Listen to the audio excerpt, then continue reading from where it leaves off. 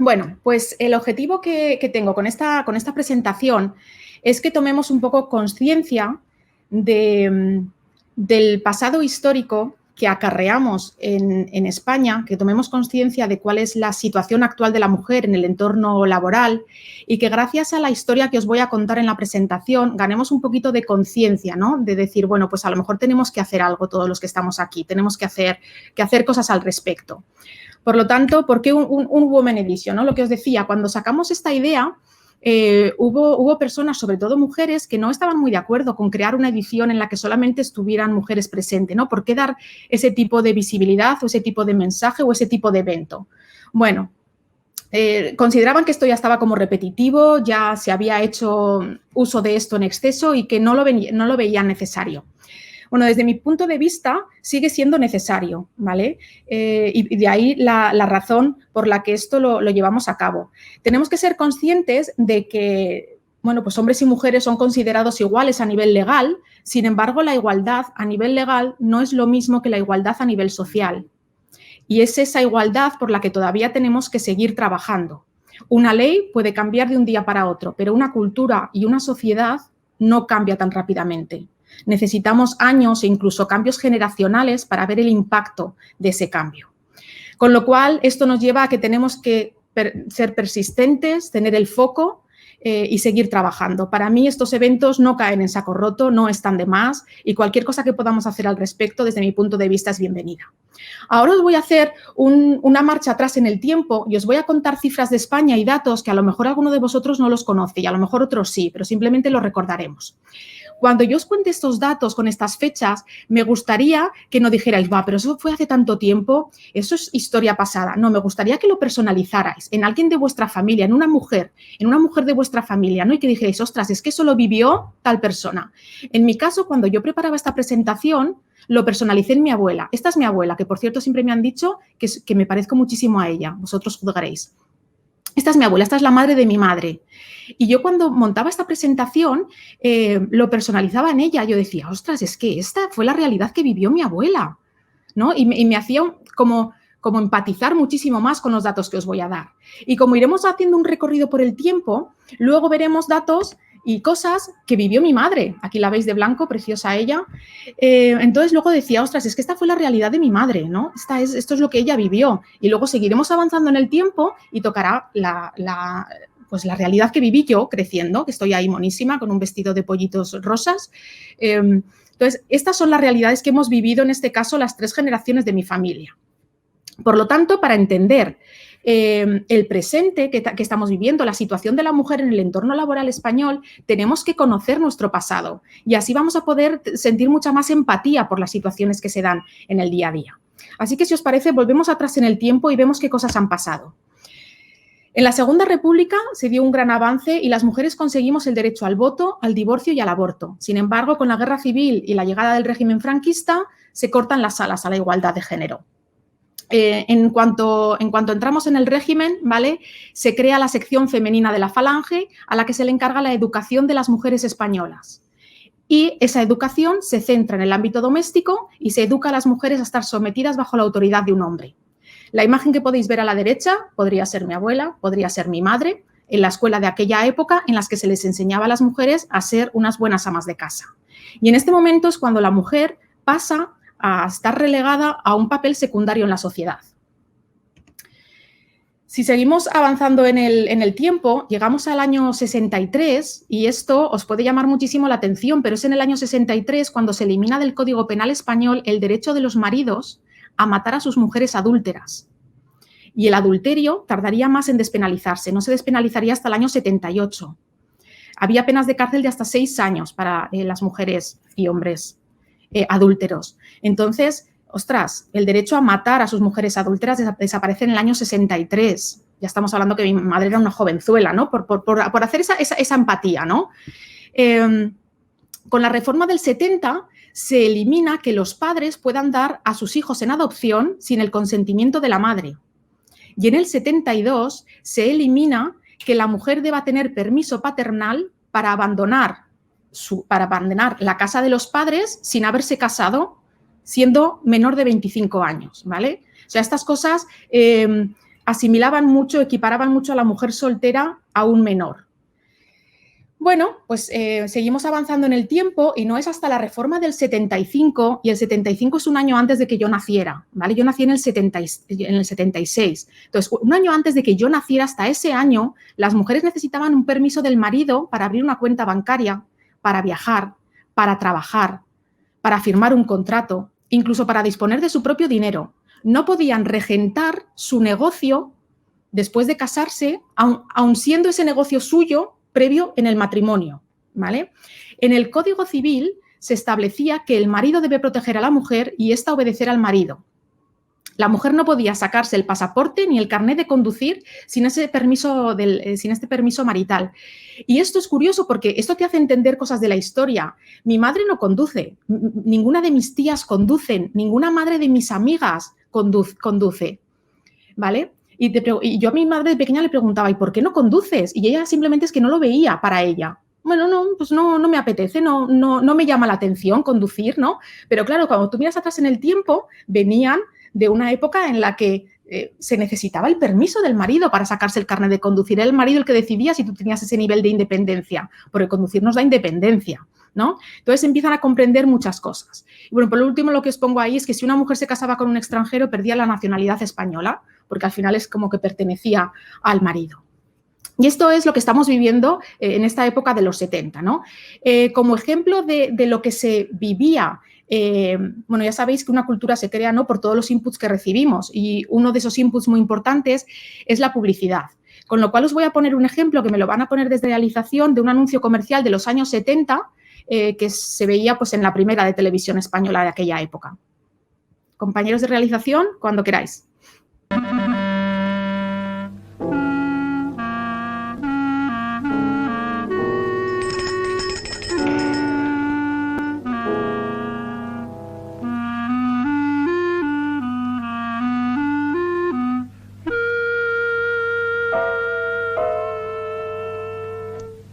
Necesito su ayuda. Tengo que consultarle un terrible problema.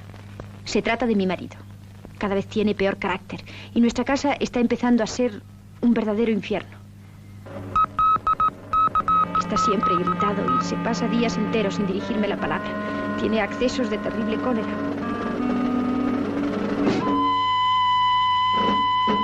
Cuando me dice algo, es siempre a gritos y con malos modales. Nunca me besa cuando sale de casa. Bueno, no me digas más. ¿Has pensado que tu marido trabaja muchas horas diarias y tiene derecho, cuando llega a su hogar, a encontrar un agradable recibimiento? Mira esto y procura que nunca le falte su copita de coñac. Verás cómo no falla.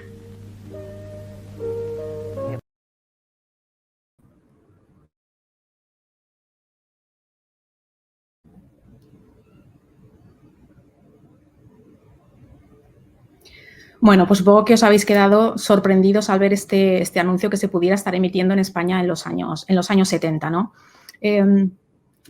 Bueno, llega como una ráfaga de aire fresco la Constitución de 1978, en la que se establece que los españoles son iguales ante la ley, sin que pueda prevalecer discriminación alguna por razón de nacimiento, raza, sexo, religión, opinión o cualquier otra condición o circunstancia personal o social. Como os digo, maravillosa esta ley, nos declara iguales, pero tenemos todo ese bagaje que hemos visto y podemos entender, ¿no?, que la igualdad legal no significa una igualdad real o social de manera inmediata. Tenemos mucho bagaje cultural.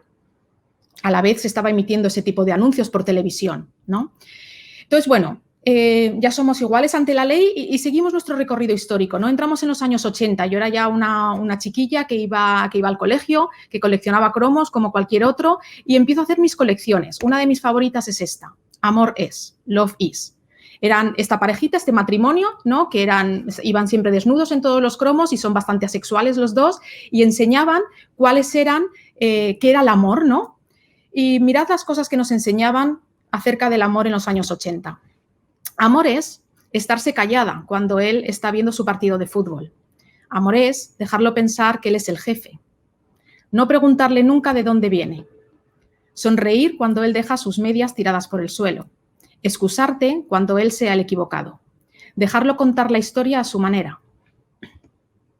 No pelear cuando él deja el lavamanos lleno de pelos. Esperar que él sea feliz.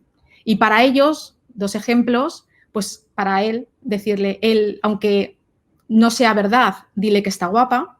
Y comer mientras ella está teniendo el bebé. Ni siquiera estar presente. Entonces, estos son los mensajes de qué era el amor en la época de los 80 y yo coleccioné y completé absolutamente todos los cromos de este álbum. Seguimos creciendo y llega la época navideña. Esta es una captura bastante reciente de cómo se le da una connotación de sexo a los juguetes. Un juguete en sí no es sexista, pero sí que lo es la forma de presentarlo y el mensaje subliminal que le das al juguete. Como vemos a la derecha, en páginas en rosa, son mensajes, son juguetes, perdón, muy dedicados al cuidado, ¿no? Al cuidado del bebé, al cuidado, a la atención. Y son enfocados para niñas. Y a la izquierda, pues son juguetes totalmente tecnológicos y técnicos enfocados al niño. Entonces, bueno, pues vamos creciendo también y vamos interiorizando y va permeando todos estos mensajes. Seguimos creciendo, ¿vale? Ya entramos en la ESO y lo que vemos es que hay una escasa representación de mujeres en los libros de texto y de referentes. Hay una tesis doctoral que os dejo, como veis, os voy dejando enlaces de fuentes para que podáis consultar cuando tengáis la presentación. Una tesis doctoral en la que se analizan 109 libros de texto de la ESO y se detecta que solamente uno de cada 8 personajes son mujeres. Y cuando se habla en esos libros de texto de la ciencia, solamente en una de cada 20 ocasiones aparece una mujer. Y además suelen aparecer en anexos y no en el texto, ¿no? Perdemos esa referencia de mujeres en los libros en los que estudiamos. Además, los medios de comunicación también contribuyen a esa invisibilización de la mujer científica. De nuevo, hay un estudio en el que se analizan 1.134 fotografías de noticias enfocadas a la ciencia, ¿vale? En cabeceras nacionales entre el 14 y el 15 y se detecta que en un casi 74% solamente aparecen hombres científicos, en un 17% solo mujeres y en un 9% aparecen ambos. Y en el caso de las mujeres se suelen utilizar como recurso, están en el fondo, están haciendo algo, ¿vale? Pero no son el protagonista de esa acción. Hay muchos estudios que dicen que hombres y mujeres hacen sus elecciones profesionales y por lo tanto vitales de acuerdo a la idea de lo que es correcto para su género. Y no porque alguien nos lo diga de palabra, ¿no? Sino por todos estos inputs que hemos ido recibiendo a través de esa falta de referentes, a través de esa publicidad, a través de esos catálogos de juguetes, a través de esos álbumes coleccionables, eso es la cultura. Entonces, a través de la cultura y el ambiente en el que estás, tú empiezas a interiorizar que algo es correcto para ti o no lo es. ¿Y esto a qué nos lleva? Nos lleva a que las mujeres solamente representan el 24% del alumnado en ciencias, tecnología, ingeniería y matemáticas. Entonces, llegado a este punto, este contexto ya nos tiene que ayudar a entender cuáles son las cifras que tenemos en el entorno laboral a día de hoy. Y algunas de las cifras son estas. La tasa de empleo femenino se sitúa en el 44,7 frente al 56% de los hombres. Es decir, hay más mujeres desocupadas que hombres. De las que sí que trabajan, el 74% de ellas consiguen unas jornadas parciales de trabajo. De las que, de nuevo, consiguen trabajar en un mismo puesto de responsabilidad, con un puesto de igual valor que un hombre, ellas cobran un 21% menos, o cobramos un 21% menos. Y solamente un 34% de los puestos de responsabilidad están ocupados por mujeres. Este 34%, ojo, que es un dato muy positivo. España ha hecho un muy buen trabajo y está a la cabeza de los países en crecimiento de mujeres en puestos de responsabilidad. Con lo cual, aunque lo veamos bajo, es un dato positivo. Y luego un dato impactante es que en la Unión Europea el 33% de las mujeres han sufrido violencia física o sexual y hasta el 55% ha sufrido algún tipo de acoso sexual, ¿vale? De nuevo, viendo esas publicidades y esos históricos que vamos arrastrando, pues obviamente no nos gusta, pero sabemos de dónde viene el tema de la violencia machista, ¿vale? Son cosas que todavía arrastramos y son cosas que tienen que cambiar. Bueno, todo esto nos lleva ahora, si nos focalizamos al entorno digital, en la Unión Europea únicamente el 21,5% de quienes trabajan en el sector digital son mujeres. Y esto, hay un informe de la UNESCO que es buenísimo, que os lo dejo también enlazado, que, que nos dice qué consecuencias está teniendo que haya tan pocas mujeres en el sector digital. Un ejemplo que nos pone, que me encanta, es cómo en el desarrollo de la inteligencia artificial se están de nuevo replicando esos sesgos de género y esa reproducción de roles y de estereotipos que intentamos eliminar, porque está siendo programado por hombres, con toda su buena voluntad y todo su buen saber hacer, ¿eh? Aquí no hay culpables.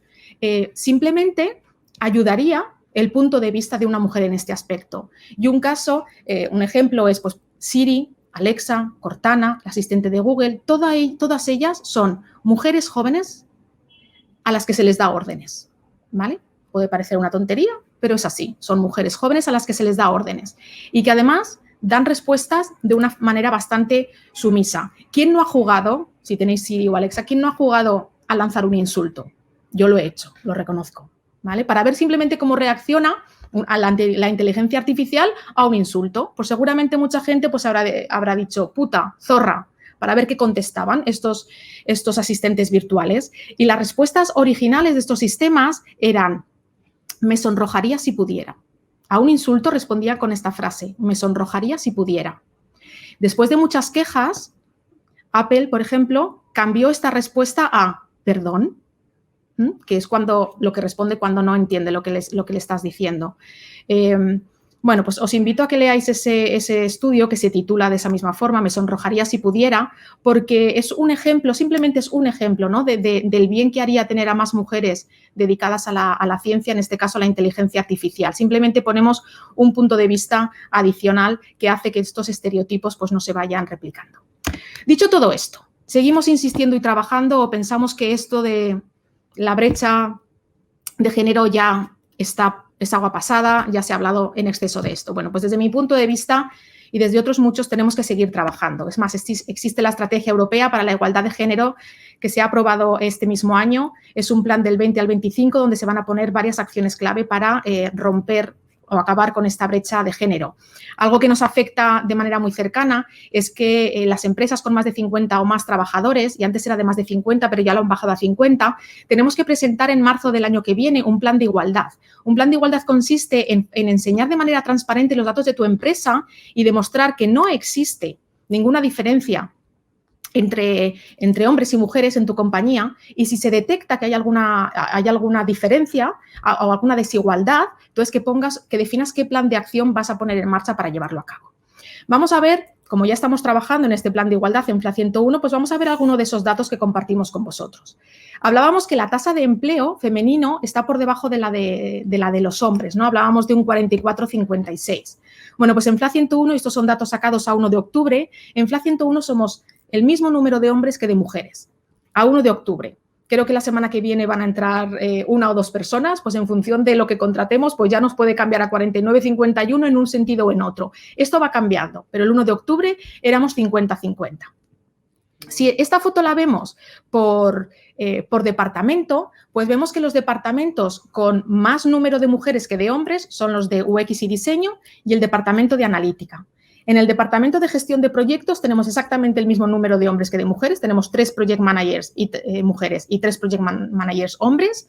En el de tráfico tenemos una diferencia de 1 o 2 personas y esto puede cambiar porque si os saco la foto el mes que viene, pues a lo mejor entonces tenemos una mujer más que hombre. O sea, la diferencia es tan poquita que podría oscilar, pero donde sí que vemos el gran gap es en el área de desarrollo.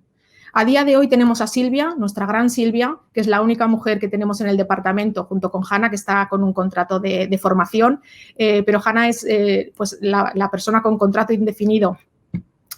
Silvia, perdón, es la persona con contrato indefinido del departamento de desarrollo y es nuestra única mujer. ¿Es porque nosotros no queremos mujeres en el departamento de desarrollo? Todo lo contrario, queremos mujeres en el departamento de desarrollo, pero no las encontramos. Y ahora que hemos visto todas esas cifras que yo os he dicho, todo ese background, no nos resulta raro, ¿a qué no? Pues hay menos mujeres en las carreras de ciencias, sentimos que no son cosas para nosotros, entonces, obviamente, hacemos un llamamiento, mujeres desarrolladoras, las puertas de FLA 101 están abiertas, nos cuesta encontrarlas. Si nos movemos al tema de la jornada completa, que decíamos que en España, de las mujeres que trabajan, el 74% solamente consigue una jornada parcial, bueno, pues en FLA 101 el 96% de la plantilla de FLAT tiene jornada completa. Solamente hay 4 personas en FLAT que tienen jornada parcial, 2 hombres y 2 mujeres. 3 personas de esas 4 es porque tienen un contrato de formación y una de las mujeres es por un tema familiar, o por un tema de maternidad, ¿vale? Y si seguimos con el tema del contrato indefinido, que, bueno, pues el 96% de la plantilla de FLA 101 tiene contrato indefinido. De nuevo, solo 3 personas hay con contrato temporal, que son las 3 personas que tienen el contrato de formación. Si pasamos a lo de la brecha salarial, nosotros desde el 2018 tenemos implementado un plan de carrera en el que se miden tus expertise técnicos, lo que llamamos hard skills, y tus expertise soft, ¿vale? Que es, por ejemplo, comunicación, trabajo en equipo, calidad, liderazgo, etc. Medimos de manera anual tus soft skills y los hard skills y en función de la puntuación que sacas en estas competencias, se te sitúa en esta escala. ¿Veis? Del 0 al 3. Si estás en la escala del 0 al 1, es que eres una persona que ayuda a llevar a cabo una tarea. En el nivel 2 estaríamos ejecutando de manera independiente esa tarea y las personas que están en el tercer nivel son los que definen cómo deben hacerse las tareas, ¿no? Los que están liderando el cambio. Entonces, un hombre y una mujer que caen en el mismo nivel de expertise van a tener en FLA 101 el mismo sueldo. Eso es impepinable, no hay diferencias. Y ya para terminar, ¿cuáles serían para mí los próximos pasos, ¿no?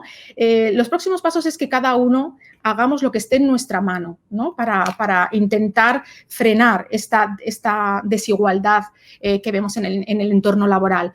2 mensajes para los hombres y 2 mensajes que lanzo para las mujeres a título personal. Para los hombres, para mí los hombres deben tomar la iniciativa y dar un paso adelante en las tareas de cuidado. Esto va a hacer que muchas más mujeres puedan entrar en el mercado laboral y que puedan crecer profesionalmente en el mercado laboral, porque la mujer cuando se convierte en madre enseguida asume sobre su espalda el trabajo del cuidado y son las más perjudicadas porque son siempre las que están vistas como tiene que salir a recoger a los niños, ya se tiene que ir porque se ha puesto malo, y si esas tareas las repartimos entre hombres y mujeres, ya da igual si eres hombre o mujer, si tu hijo se pone malo, te vas a ir del trabajo y no es porque seas mujer, sino porque eres padre o madre. Con esto, la ley de igualdad está haciendo mucho bien con las bajas por maternidad o paternidad, porque se han igualado. Entonces, ahora da igual que tú digas que te has quedado embarazado siendo hombre o siendo mujer, porque vas a faltar del trabajo la misma cantidad de tiempo. Y eso ha hecho mucho bien. Eso está muy bien, ¿vale? Ese como primer consejo, ¿no? El dar ese paso adelante, tomar la iniciativa y además sentirse orgullosos de hacerse cargo de esas tareas de cuidado. Y como segundo, que esto va para hombres y para mujeres también, es no pasar por alto conductas o comportamientos o comentarios machistas en otras personas. Una compañera de trabajo me contaba que en su anterior empresa decían, bueno, la reunión será por la tarde, bueno, tú no podrás venir porque te tienes que ir a recoger a los chicos. Y que nadie decía nada. Entonces ella se sentía discriminada porque sabían qué horario tenía ella, ¿vale? Para poder cuidar de los niños y ponían las reuniones fuera de ese horario. Y además, de manera un poco, pues quizá fea, tú no podrás venir que estás con los niños, ¿no? Entonces, bueno, ella obviamente puede defenderse a sí misma y somos capaces de defendernos a nosotras mismas y no tenemos ningún problema. Pero si además nuestros compañeros, sean hombres o mujeres, no pasan por alto esto y dicen, oye, preferimos que ella también esté en la reunión, la pasamos a mañana. Es que todos preferimos que ella esté. Pues cortamos de pleno este tipo de comentarios. Y para terminar, 2 mensajes para las mujeres. Hay mensajes que yo me digo a mí misma. Las mujeres debemos creer mucho más en nosotras mismas y hacernos visibles. Esto lo comento muchas veces con mi socio Ricardo. Ricardo ya sabéis que monta muchos eventos y muchas formaciones y cosas. Y él siempre me cuenta que cuando propone hablar en un evento, por ejemplo, que tiene muchísimas dificultades para encontrar a mujeres que quieran subir a un escenario y hablar o dar este tipo de charlas y que, sin embargo, los hombres enseguida se prestan voluntarios, ¿vale? Yo aquí pido también un poco de comprensión, ¿no? Sabemos también ese bagaje histórico que arrastramos, en el que, bueno, pues quizá ha podido ser hace muchos años, pero quizá a las mujeres nos cuesta un poco más. Y lo digo a título personal, que ninguna mujer se sienta aquí que estoy hablando por ella, ¿no? Pero quizá a mí sí que me ha pasado el decir, pero ¿tendré yo algo suficientemente interesante que decir como para subir a un escenario? ¿Lo haré bien? Es decir, necesitamos desarrollar ese creer en nosotras mismas y hacernos visibles. Y por último, tenemos que practicar la sororidad. La sororidad es el sinónimo del compadreo. Entre hombres es el compadreo, pues entre mujeres es la sororidad. La sororidad va de empatía, va de hermandad, de solidaridad, de apoyarnos las unas a las otras y de reforzarnos en nosotras mismas. El que si hay alguien que duda si da o no una charla en un evento, que estemos ahí las unas con las otras, de decir, tú puedes conseguirlo, tú vales tanto o más que cualquier otra persona que se suba a un escenario, no dudes de ti misma, es apoyarnos las unas a las otras, ¿no? Y el enterrar, por favor, enterremos esas frases que son falsas, como que las mujeres nos tenemos envidia las unas a las otras, que nos damos la vuelta y nos criticamos, que no podemos trabajar juntas, eso son falsedades. Tenemos que enterrarlas, tenemos que practicar la sororidad, el ayudarnos las unas a las otras a triunfar personal y profesionalmente. Y con esto acabo. Creo que tenemos que seguir trabajando por un mundo en el que hombres y mujeres seamos socialmente iguales, no solamente legalmente iguales, sino socialmente iguales, humanamente diferentes, porque en la diversidad entre hombres y mujeres está la diversión, y sobre todo que tanto hombres como mujeres seamos totalmente libres para elegir lo que queremos hacer en nuestra vida personal y profesional.